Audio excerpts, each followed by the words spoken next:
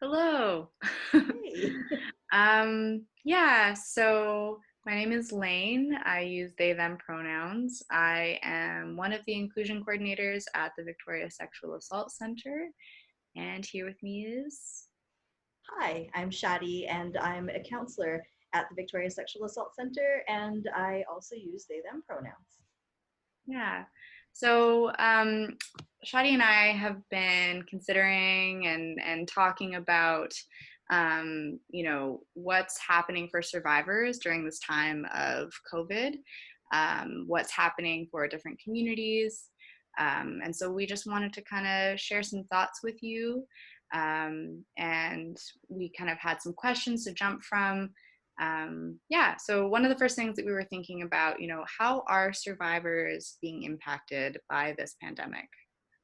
hmm I think it's a really good question, and I want to acknowledge and hold space that everybody is being impacted by this pandemic. This does represent a great collective trauma, and so even for people with resilient nervous systems, maybe folks who haven't experienced many or profound traumas in their lives, this is stressing people to their max, and people are realizing that they're more stressed than usual. The way that shows up for trauma survivors is trauma survivors may already have nervous systems that have been knocked out of whack because of having been overwhelmed, and so are more likely to go into one of the survival responses. So lots of people know about fight or flight, but you can also go into freeze or something that's being talked about as fawn. So these other being immobilized, being depressed, being lethargic might be what freeze looks like. Fawn might look like being overly accommodating, maybe saying something's fine when it isn't. And then, of course, good old fight or flight. And so, what's happening is, I think folks are noticing that they're maybe responding or reacting to things in ways that it feels like it's a really present survival threat. And it means that sometimes we're not able to logically and rationally engage or be our best selves in a situation. Absolutely, yeah. And I think some of the things that you're talking about there in terms of responses can be really heightened depending on the living situation or the context that a survivor is in. So, of course, these things can be heightened if a survivor is in a living situation that is abusive, they're in an unsafe quarantine situation or self isolation living situation. I also think a lot about, some of our like queer and trans youth who are in homes right now and isolated with families who are not accepting of their experiences and identities. And so I think that can really heighten a lot of those responses depending on what's happening in that context. I also think in terms of, yeah, having a huge change in terms of how you cope as well. Like, so what are the coping mechanisms that you have developed over the course of your life and worked at or whatnot, and then how those things might be having to adapt or shift based on the situation that's happening right now. So um, yeah, and just thinking about other folks and other communities where some of the impacts are quite astronomical. Thinking about our like homeless populations and street Mhm. involved communities right now who are more likely to get sick and who are more likely to be immunocompromised.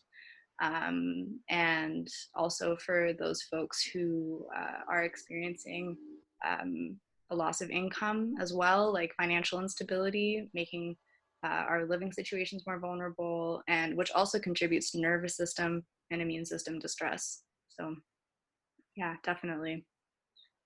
Absolutely. Yeah. And I think that you shine a light on just kind of how everybody's vulnerability is heightened.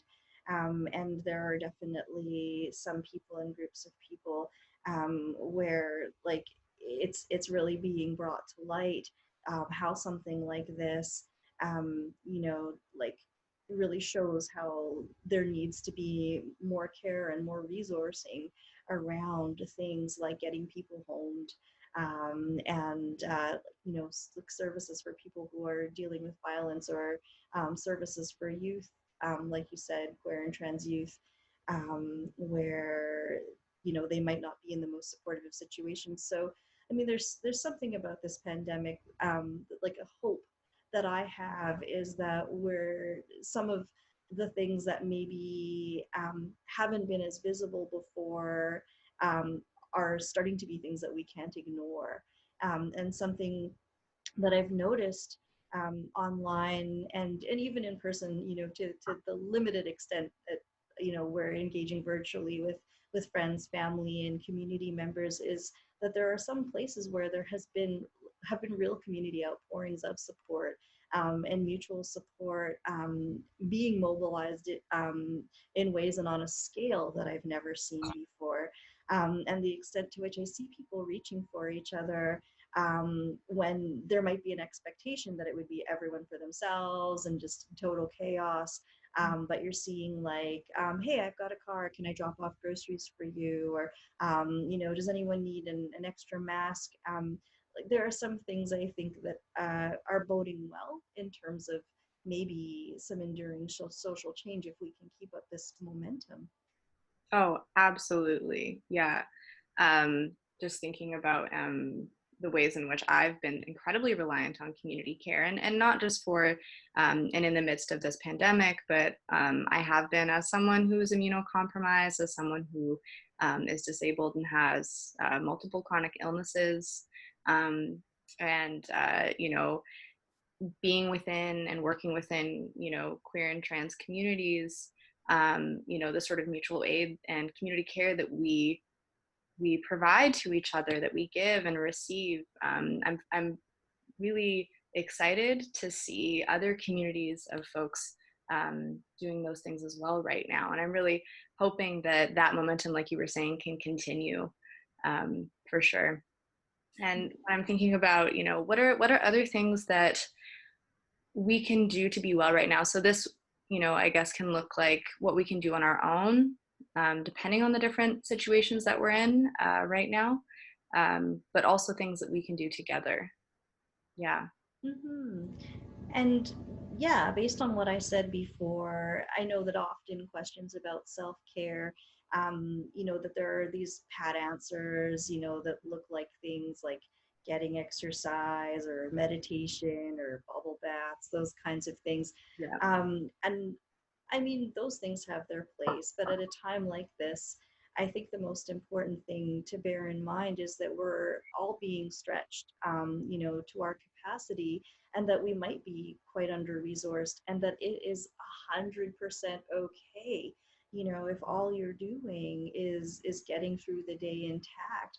And following up on this idea that we're maybe all in these states where we're not on our best behavior, maybe feeling like we need to withdraw, or maybe feeling like we need to lash out, that we can, I think one of the most powerful things we can do for ourselves to take care of ourselves, especially on an emotional and psychological level, is to have some compassion around the fact that we may not be achieving up to, near what we expect of ourselves or what we know ourselves to be capable of.